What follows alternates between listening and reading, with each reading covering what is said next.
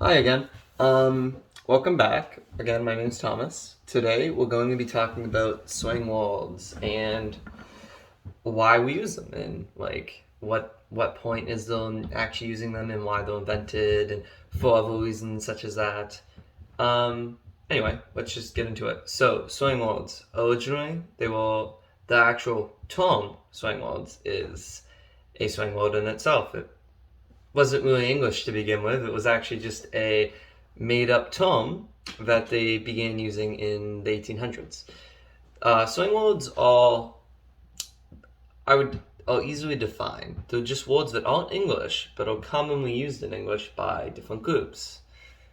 Now, you might be asking, okay, so we have these interesting words that aren't really English, but apparently they are in a manner of speaking. So, why do we have them? And that's because some groups in society feel that they need more words to better describe situations they're in or emotions they have, or they just think a word sounds cool and they want to use it. Because really, at the end of the day, all is sounds that we give meaning, and why can't you make more? Really, it does no harm. So we're just gonna talk about some examples. So let's go with shade. So shade. Most people when they hear that word, they think, "Oh, my shade, my the shadow that's behind me." And you'd be right because that's what it is. But there was also another meaning to the word. There was the slang word of this, and it was invented in I believe the 1980s. And during the 1980s, the Creole, Latino, and Black communities decided, well, we need a word that describes how people insult us and berate us, right? And they decided shade was a good word because they can be like, stop throwing shade at me, man. And it was a very haughty thing or very arrogant in the time, and it made people back off a lot and think about what they were saying to these just normal people that had different sexualities. It was actually a pretty creative way of using the slang word to get a point across, and that's an example of how using slang words um, is good. That's I would say it's a pretty positive outcome. Having a word to back off insults and help your community grow. Always positive.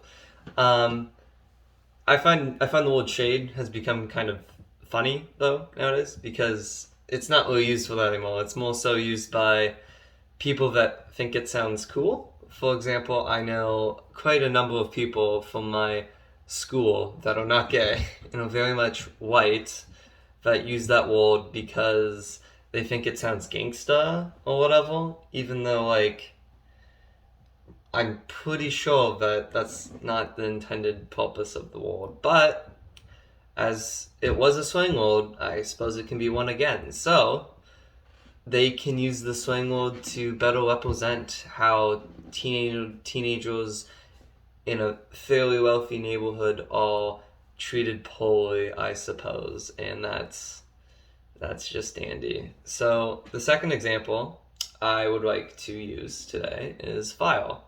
Some people use the word file as cool, exciting, and awesome. Like obviously the normal version of file is you know the lead stuff that burns things. So it's hot. That's just normal file. Can't believe I described that, but there you go.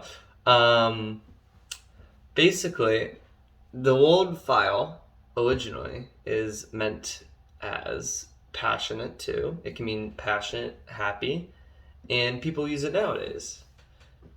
Like someone will say, "Oh, that's file, man. That's cool. That's great," and it's like people now think that's a slang word, which ironically enough it isn't. It isn't a slang word at all. But it seems as one because it's a very forgotten use of a word. It makes it. This is the point of this is basically is a word that is not commonly used a slang word if it is used in a way that is uncommon. Is uncommon English still English? That's what I'm saying.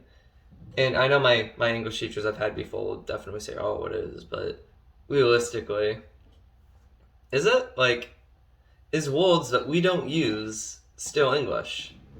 Like, if I found a word that's 20 characters long, but no one's used in 100 years, is that still English, or is that just a word that no one knows that I know?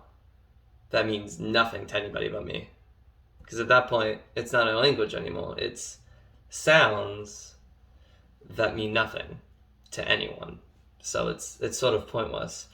It's it's I don't know. Slang is an interesting thing because really, at the end of the day, nothing really is slang. Everything is has a meaning, and if it has a meaning, it's a word. And if it's a word, it's English or whatever language you may speaking. I suppose using the word English a bunch in this video is a little bit dumb because realistically, not everyone speaks English. So like if you're in French or Vietnamese or some other random language, this applies to you too. If you have slang words in your language, it's more like whatever words you find people commonly use, I think should be the represented words in your language because realistically that's all language is. It's just sounds that we commonly use and understand, not sounds that were written in a textbook 5,000 years ago and people utter to sound smart. Because really, uttering words to sound smart is kind of dumb. Really. But, I'm kind of out of touch. When people say lit or throwing shade, I had to look them up to understand them. And I'm 17. No, I'm 18. I don't even know my age. I'm insane. But, yeah, I don't know. It's apparently, it's slang. It's cool. It's hip. It's radical, man. And maybe we should consider them more as proper words. And, yeah, that's my little rant on what slang is and why it's important and how basically slang is just words that we commonly know but we do not accept as a language for some reason, oddly enough. Yeah, so thank you for listening.